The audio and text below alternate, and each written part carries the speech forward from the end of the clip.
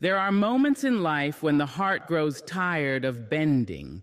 It grows tired of swallowing the sharp edges of other people's cruelty. It grows tired of kneeling at altars that only demand and never give. And in that moment, in that holy, trembling, unshakable moment, something inside you rises. It is not timid. It is not polite. It does not ask permission. It says, with the authority of every wound you have ever carried, no more. And my friend, that is the day you will meet the fiercest, truest, most radiant version of yourself.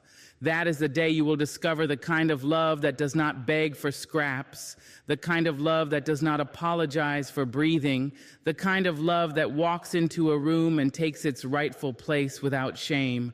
Stay with me, because I am going to tell you what happens when that self-love awakens. It will not just change how you see yourself, it will rewrite the way you live. There comes a moment when the waiting wears you down. You have asked, hinted, negotiated, explained, defended, and still you find yourself at the mercy of someone else's approval. You have lived with your spirit in someone else's hands, trembling, hoping they will finally see you, finally validate you, finally give you what you have always deserved.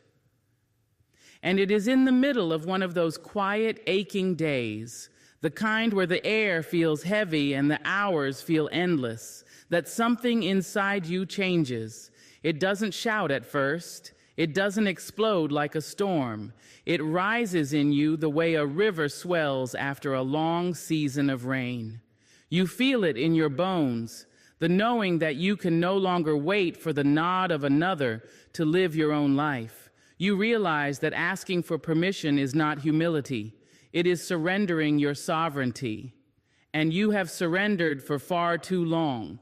When you stop asking for permission, it's not because you suddenly became reckless. It's because you finally understood that the ones you've been asking are not the guardians of your destiny. They do not own the keys to the gates you have been dreaming of passing through. The truth, the raw, unpolished truth, is that the gates were never locked. You've been standing outside, holding your breath, waiting for someone to open them, when all along the latch was in your own hand. You see, life has a way of convincing us that we must earn the right to our own voice. From childhood, we are taught to raise our hands, to ask before we speak, to look for the approving nod before we act. And perhaps there is a place for courtesy, for learning when to step forward and when to step aside. But somewhere along the way, the courtesy turns to captivity. We stop moving unless we are told we can. We stop shining unless we are told it's our turn. And before we know it, we are living in a small square of someone else's map when there is an entire world inside us begging to be explored. The day you stop asking for permission is the day you see how small that square really is. You feel the walls closing in, and you push them out with your bare hands. It doesn't happen without fear.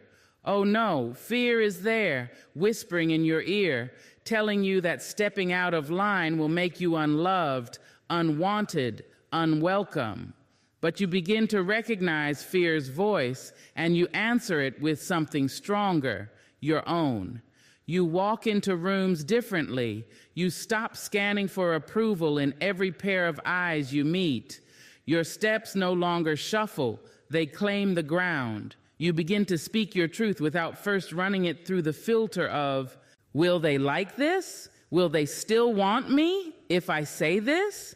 And with each unfiltered word, you breathe deeper, as if your lungs had been waiting for this oxygen all along. When you stop asking for permission, you start creating without apology. You start dressing for the way you want to feel, not for how you want to be received. You take trips you've been postponing for years because you thought someone else had to give you the green light. You sign your name to decisions that are entirely your own. And let me tell you, that is a holy thing. To decide for yourself is an act of worship to the life you have been given. It will not sit well with everyone.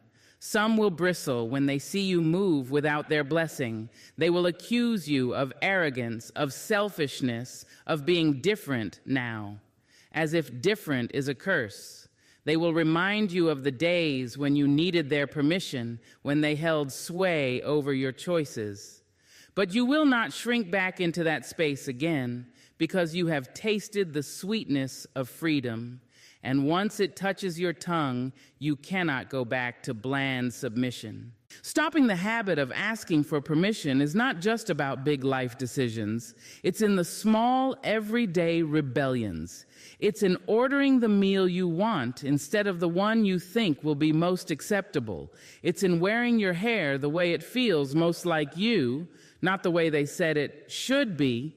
It's in saying no to an invitation that drains you, even when you have no elaborate excuse. It's in laughing too loudly, loving too fiercely, existing too fully, simply because you can. You begin to realize that the ones who truly love you never required your permission seeking. They celebrated your boldness long before you did.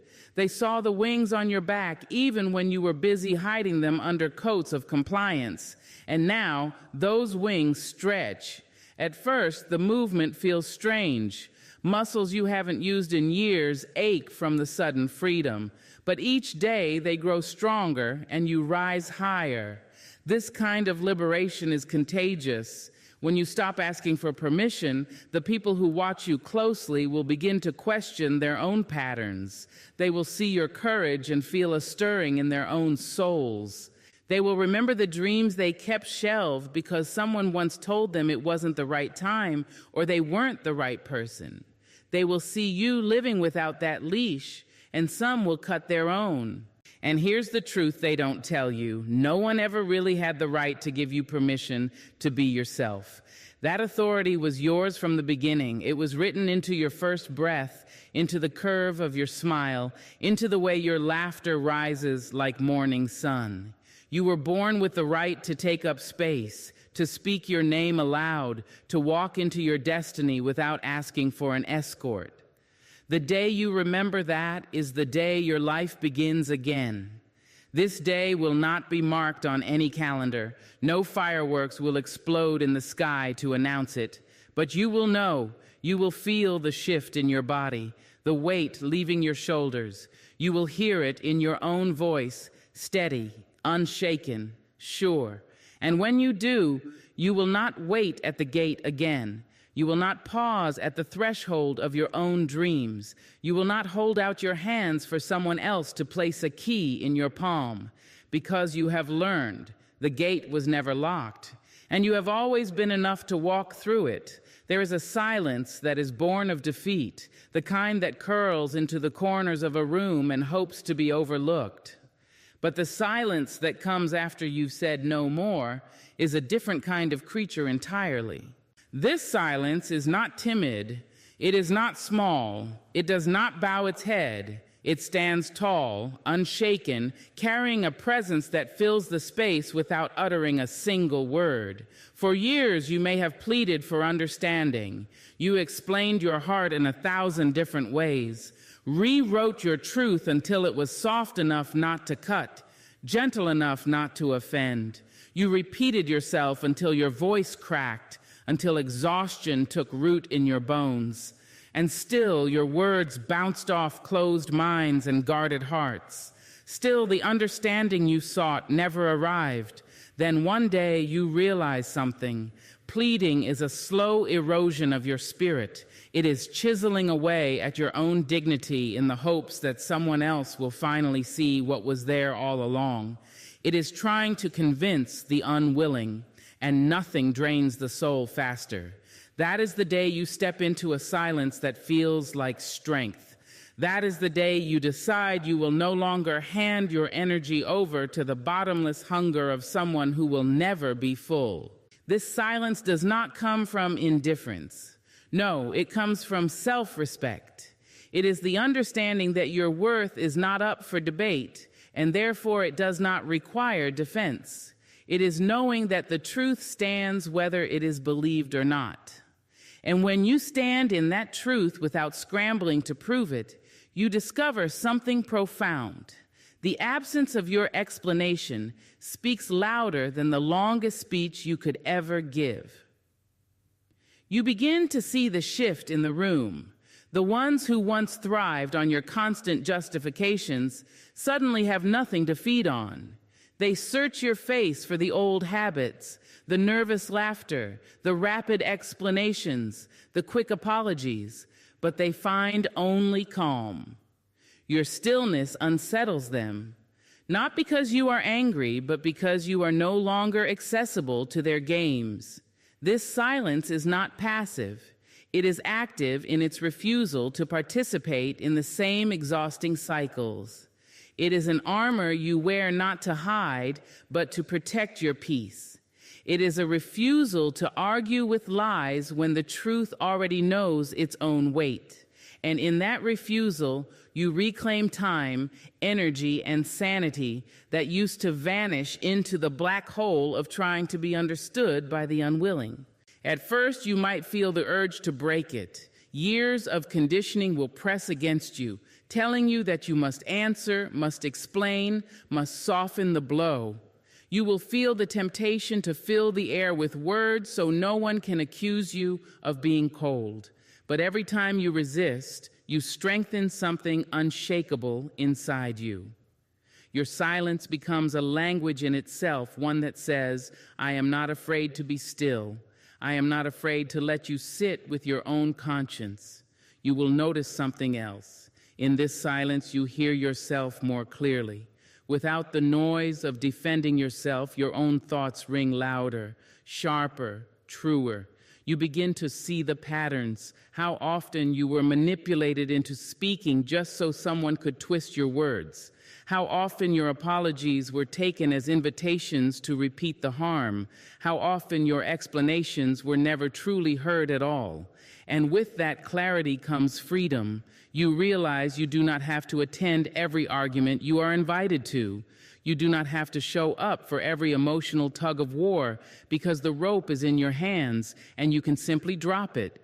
You begin to walk away from conversations that spiral in circles. You let the silence answer the baited questions. You choose peace over participation in chaos. There is a beauty in watching the noise fade. People who once believed they could provoke a reaction find themselves standing in the echo of their own words. Without your engagement, their drama loses its fuel. Without your emotional investment, their chaos starves. And in the quiet that follows, you breathe easier than you have in years. Your silence will not always be understood. Some will misinterpret it as weakness, as avoidance, as an inability to respond. Let them. You have learned that your worth is not dependent on their interpretation of you. You do not owe the world your voice at the expense of your soul. Your voice is a treasure, and not everyone has earned the right to hear it. Sometimes silence is the most powerful boundary you can set. It says, I am not here to perform for you. I am not here to convince you. I am here to live my truth, and whether you accept it or not is no longer my concern. And once you taste the strength in that, the old habit of pleading feels foreign, almost impossible to return to. You will find that this silence creates space for things that actually matter. Without the constant drain of defending yourself, you have room for creation, for joy, for the relationships that nourish rather than deplete. You hear the laughter of people who love you without condition. You feel the pull of dreams you had forgotten. You see the sunrise without the shadow of someone else's judgment. In time, you come to understand that this silence is not the absence of communication. It is the presence of self-worth. It is not that you have nothing to say. It is that you no longer waste your voice where it will be trampled. You save it for the moments, the people, and the causes that deserve its power. And when you choose to speak, it will carry a weight no pleading ever could. This silence is not empty. It is full of strength, full of clarity, full of a dignity that does not ask for permission to exist. It stands in a room like an unshaken mountain, unmoved by the winds of opinion. It watches storms pass without feeling the need to shout over the thunder. It knows the truth is its own witness, and that witness needs no audience. And when you live in that kind of silence, you are not diminished. You are amplified. Every choice you make becomes deliberate. Every moment of speech becomes intentional. And the people who truly see you, they will understand that this silence is not a void, but a presence so strong it needs no noise to be felt. There is a quiet kind of medicine that doesn't come in bottles, doesn't require prescriptions, and yet it can save your life. It is the healing that blooms the moment you decide where you end and the world begins. It is the day you build a line in the sand and say, "Here, no further." Boundaries are not walls. Walls are built out of fear. Boundaries are built out of love. Love for your own soul, love for your peace, love for the person you are becoming. A wall says, "I will never let you in." A boundary says, "You may come close, but only with respect, only with care, only with hands that hold, not harm." And when you finally understand this, you begin to see that boundaries are not a punishment to others, but a protection for yourself. For so long, you might have believed that love meant selflessness to the point of self-erasure. You gave and gave and gave again until there was nothing left but exhaustion and resentment. You thought saying yes made you noble, that bending until you broke proved you were worthy of being loved. But love built on depletion is not love at all. It is a transaction, a slow draining of the spirit until your own reflection becomes a stranger to you. The healing begins when you realize that the people who truly care for you do not need you broken to love you whole. They do not demand you burn yourself to keep them warm. They will sit with you in your fullness, not because you sacrifice for them, but because they honor the person you are when you are at your strongest. Boundaries are an act of truth-telling.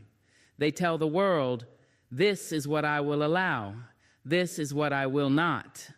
They clarify where your responsibility ends and another person's begins. They draw the map of your soul and mark the places labeled protected land. And each time you enforce them, you plant a flag in your own life that says, "This is mine. My time, my energy, my love, mine to give, not yours to take." At first, setting boundaries feels unnatural. You are used to over-explaining, to softening the blow, to twisting yourself into shapes that make other people comfortable. You are used to letting your no turn into a maybe and your maybe into a reluctant yes. And when you finally choose to hold firm, it rattles you. You hear the voices from your past, the ones that told you you were selfish, difficult, unkind for wanting to protect yourself. But slowly, you learn to stand steady in the storm of other people's disapproval. You learn that someone's anger is not the same as your guilt.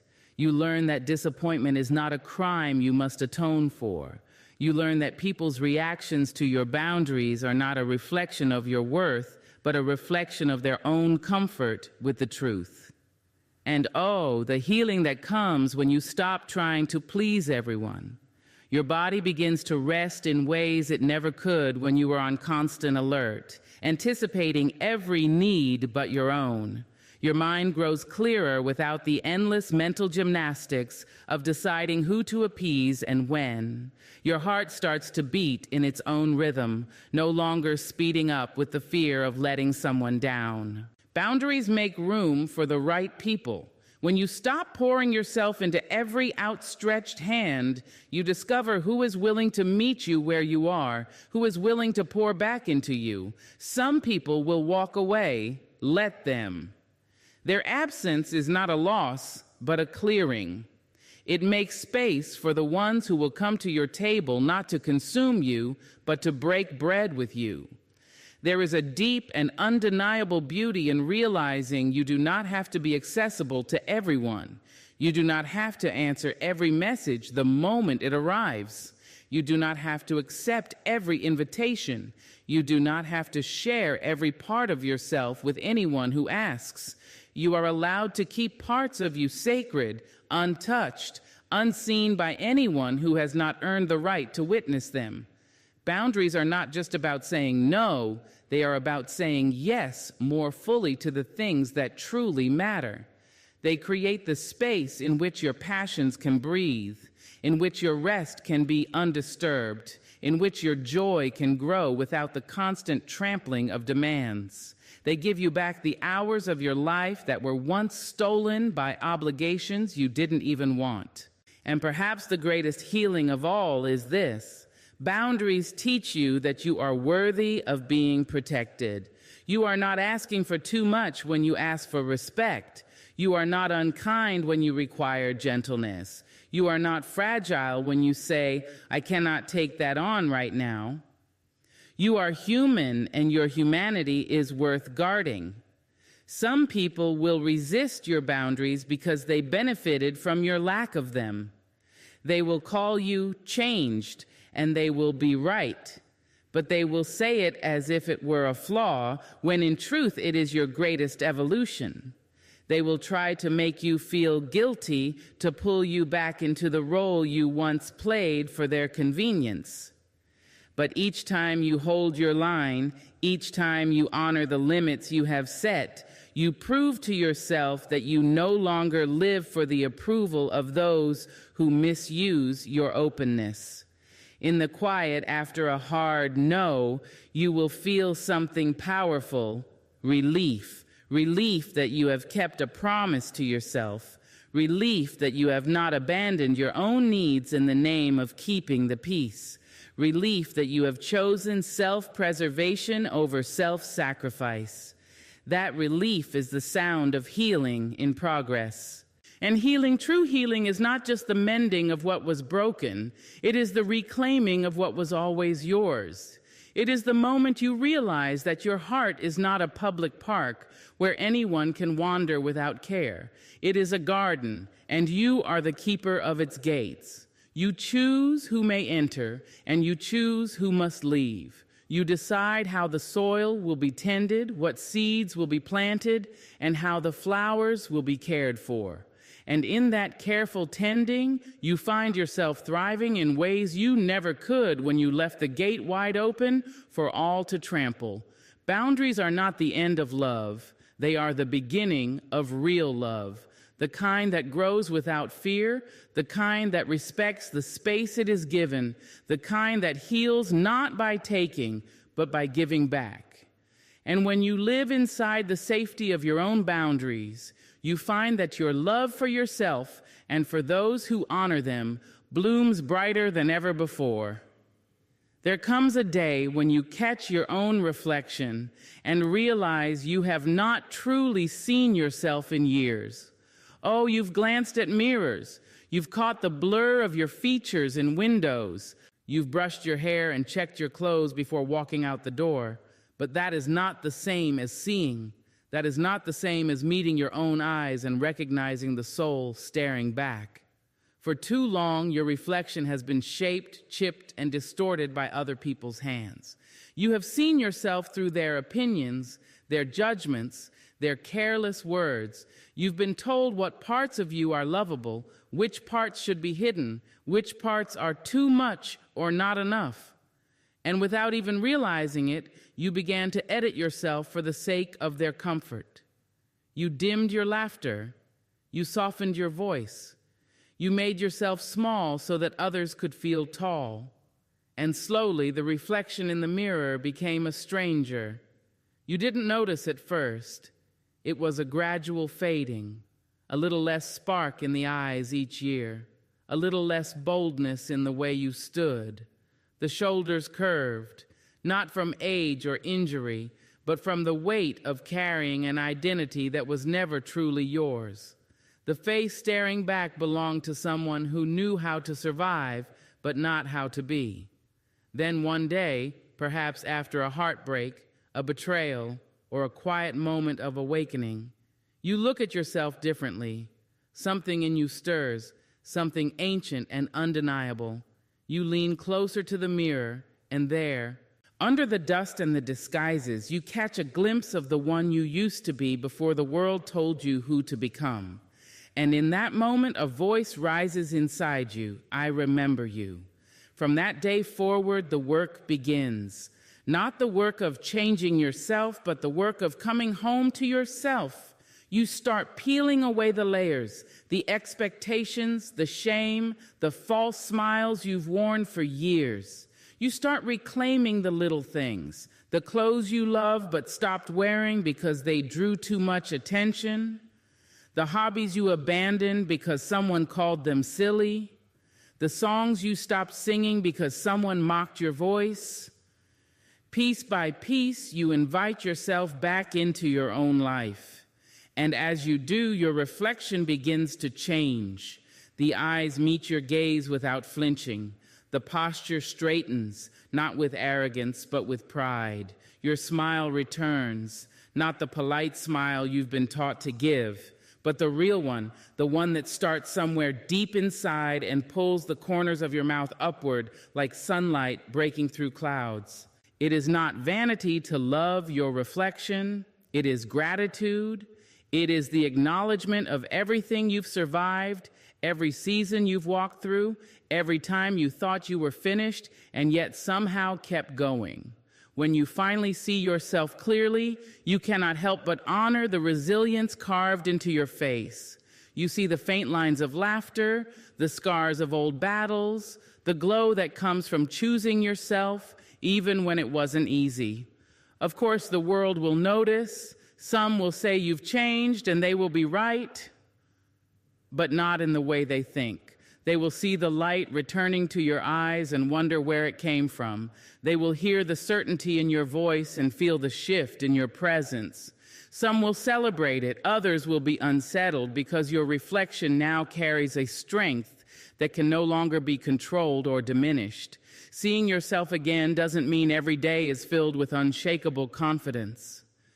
There will still be moments when old doubts whisper when you glance at your reflection and feel the urge to criticize. But now you will recognize those voices for what they are, echoes of someone else's opinion, not the truth. And you will meet them with compassion, telling yourself gently, we don't speak that way about us anymore. This return to your reflection is not just about the physical. It is about recognizing the spirit that lives within you. It is about meeting your own gaze and seeing not just the person you are now, but every version of you that has carried you to this moment. The child who dreamed without fear, the teenager who felt everything too deeply, the adult who fought through nights of loneliness. They are all there, layered within you, waiting to be acknowledged. When you truly see yourself, you begin to treat yourself differently. You stop settling for relationships that make you question your worth. You stop saying yes to things that drain you. You stop allowing people to speak to you in ways that diminish your light. You start choosing in alignment with the person you see in the mirror, the person you respect, the person you are proud of. The mirror becomes less of a place to search for flaws and more of a place to check in with yourself. You catch your reflection and ask, how are we doing today? You notice when your eyes look tired, when your shoulders are heavy, when the glow has dimmed, and instead of ignoring it, you tend to yourself the way you would a beloved friend. You rest when you need rest. You feed your soul when it hungers. You protect your peace like it is the most precious thing you own, because it is. Over time, you realize the mirror is no longer just showing you an image. It is showing you proof that you can return to yourself no matter how far you've wandered. Proof that you can rebuild from the ground up. Proof that no matter how much the world tries to shape you, you have the power to shape yourself again. And in that knowing, a quiet joy takes root. You understand that the return of your own reflection is not a one-time event. It is a daily choice to look, to see, to honor, to love. Some days the reflection will shine bright. Some days it will be clouded with the dust of living. but you will always know how to find your way back because you have done it before. One day, someone might catch you staring at your reflection with a small, knowing smile. They might think you are admiring your appearance, but you will know it is deeper than that. You are not just looking at a face, you are looking at a life you fought to reclaim, a life you now live on your own terms, a life reflected back at you in all its beauty, strength, and truth. Walking away is never as simple as it sounds. It is not just a matter of turning your body in the opposite direction. It is turning your spirit toward a future that does not yet exist. It is lifting your foot from ground you've stood on for years and trusting it will find new earth beneath it. And perhaps the hardest part, it is refusing to keep glancing over your shoulder at the place you left behind. So many people walk away physically, but remain tethered emotionally. Their bodies have moved on, but their hearts are still parked in old conversations, still replaying scenes in which they were wronged, still carrying the ghost of places and people who no longer hold a seat at their table. They leave the room, but they take the room with them, and so the wound stays fresh, and the freedom they long for never fully arrives. True courage is walking away without dragging those shadows into your tomorrow.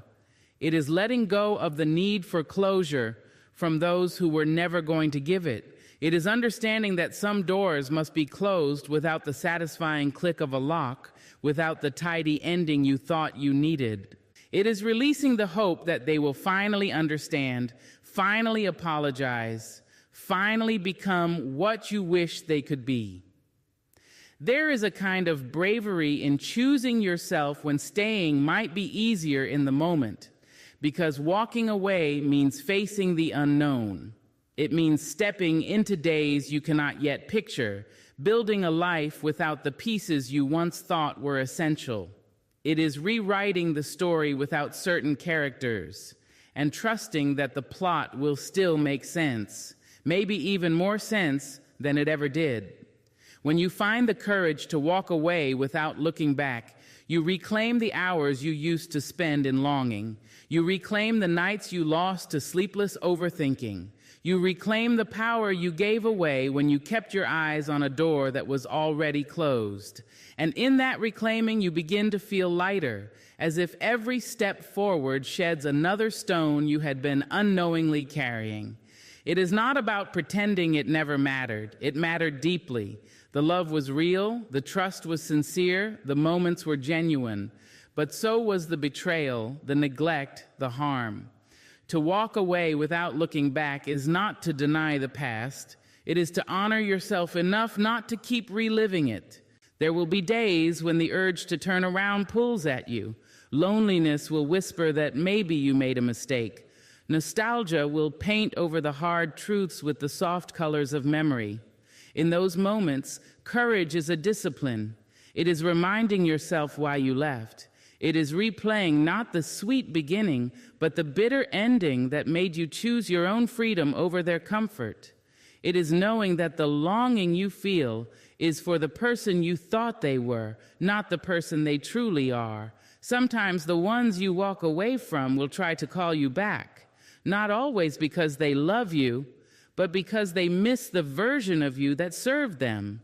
They will try to remind you of your shared history, glossing over the harm. They will make promises of change, ones they have made before. Courage is hearing those words and still keeping your feet pointed forward. Courage is remembering that returning would not take you back to the good times, but to the same patterns you fought so hard to escape.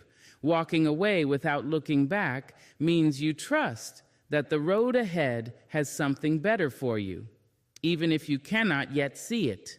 It means believing that you deserve peace, even if you have never truly known it before. It means choosing possibility over familiarity, even when familiarity has been your comfort for years. And then one day something shifts. You notice you haven't thought about them in hours, maybe even days. You hear a song that once made you ache, and now it is just a song. You pass a place you used to visit together, and it no longer feels like a wound. You realize the future is no longer competing with the past for your attention. That is the moment you understand you did not just leave, you arrived. The courage to walk away without looking back changes you. It makes you stronger in ways you will not notice until life tests you again. You will find yourself quicker to protect your peace, quicker to leave rooms that do not honor you, quicker to trust your instincts when they whisper, "This is not for you." You will no longer wait for a relationship, a job, a friendship to strip you bare before you choose yourself. This courage is not hard and cold. It is warm and steady. It is not about building a fortress around your heart. It is about opening it to the right people without letting the wrong ones linger. It is not about bitterness. It is about clarity. You do not walk away in anger, though anger may accompany you in the beginning. You walk away because staying would mean betraying yourself, and that is a wound you are no longer willing to bear. And here is the quiet truth.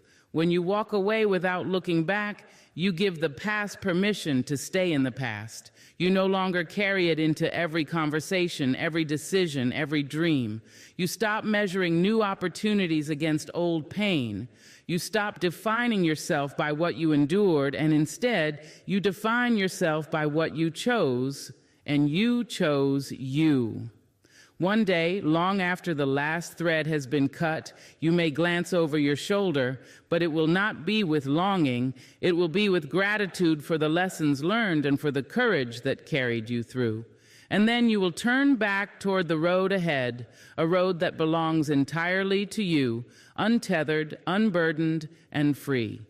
There comes a moment after the storms have passed and the ground beneath you has settled, when you feel something stir inside you. At first it is small, like the faintest bud pushing through the soil after a long winter.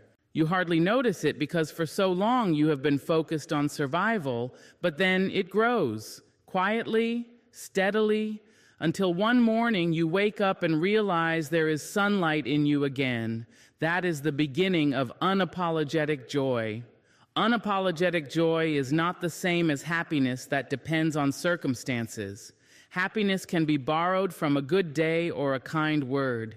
Joy comes from a deeper place.